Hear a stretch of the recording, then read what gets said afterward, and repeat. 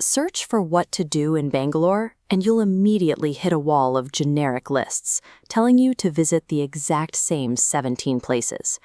What those lists don't give you is the logistical reality of trying to pull that off. Bangalore's footprint is massive, an urban sprawl covering over 700 square kilometers. These must-see locations are not sitting neatly next to each other. Combine that with notoriously dense traffic, and the distance you can cover in an hour shrinks dramatically. If you try to treat those 17 locations as a sequential checklist, you will end up spending nearly 40% of your entire vacation staring at the bumper of the car in front of you. To build an itinerary that actually works, we have to throw out the generic list. Instead, we need to evaluate these locations by what they actually cost you in 3 specific currencies: time, money, and physical energy. A successful trip means dropping the fear of missing out and grouping your days by geography and theme. We can break these destinations down into 4 clusters. First are the out-of-town commitments. This includes places like Nandi Hills, Bannerghatta National Park, and Wonderla Amusement Park. The logistical cost here is steep. You are committing a minimum of 6 to 8 hours, you will need to arrange private transport, and you have to navigate the heavy traffic of the city's exit routes. The payoff is a highly specialized, uninterrupted experience. You are trading your transit time for proximity to something you can't get inside the city grid, but you pay a heavy price in stamina.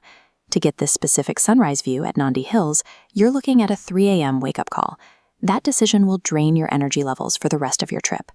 These mega attractions offer high rewards, but they effectively isolate you from the actual cultural fabric of Bangalore for an entire day. The second cluster is the green and intellectual core.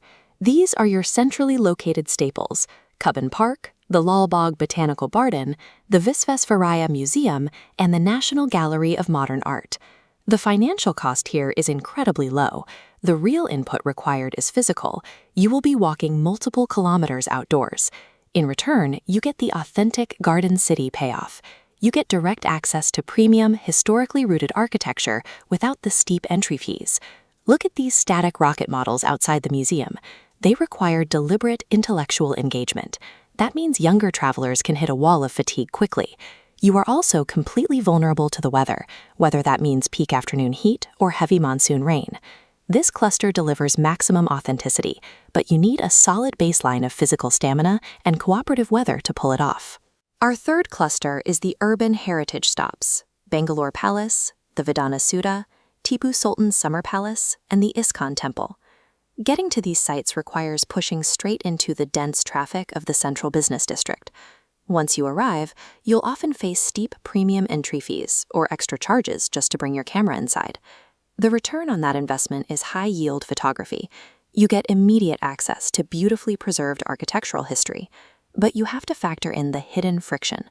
These are formal, heavily regulated structures. That means waiting in long security lines and adhering to strict dress codes. Ultimately, your actual time spent experiencing these heritage sites is often far shorter than the time spent commuting and waiting in line to see them. The final category covers commercial and manufactured hubs, like MG Road, Commercial Street, and Snow City. Enduring these hubs requires navigating high crowd density and aggressive vendor interactions. The environment is chaotic and high friction. The payoff here is immediate gratification. You have hundreds of dining options and climate-controlled entertainment all in one place. While these streets have deep roots in the city's history, the modern experience is heavily geared toward global brands and fast-paced retail. You are choosing the convenience of modern commerce over the quieter historical character found in the city's parks or palaces. These hubs offer easy entertainment and a direct look at Bangalore's modern commercial energy, though they provide less of the specific regional heritage found in the other clusters. This chart shows how to navigate those trade-offs. Choose your preferred friction: pay in transit time or physical exertion. For a time-poor optimizer under 48 hours, follow this path. Cluster days strictly in the center. Pair Cubbon Park with Vidana Southa, ending at MG Road. You have to cut the out-of-town attractions entirely. Your priority is urban efficiency, not completionism. If you are traveling as a family unit with children, your routing looks different. You should avoid the static palaces and quiet art galleries. Lean into high engagement spaces. burn energy at the Visvesvaraya Museum, or dedicate a full day to the Bannerghatta Safari. Finally, if you are an authentic purist seeking cultural depth, your path prioritizes history. Hit Lal Bagh early, pair with Tipu Sultan's palace, and finish at the Modern Art Gallery. To secure that genuine regional context, you must bypass the manufactured hubs and commercial streets entirely. Building a successful trip depends on matching your specific constraints to the right geographic cluster.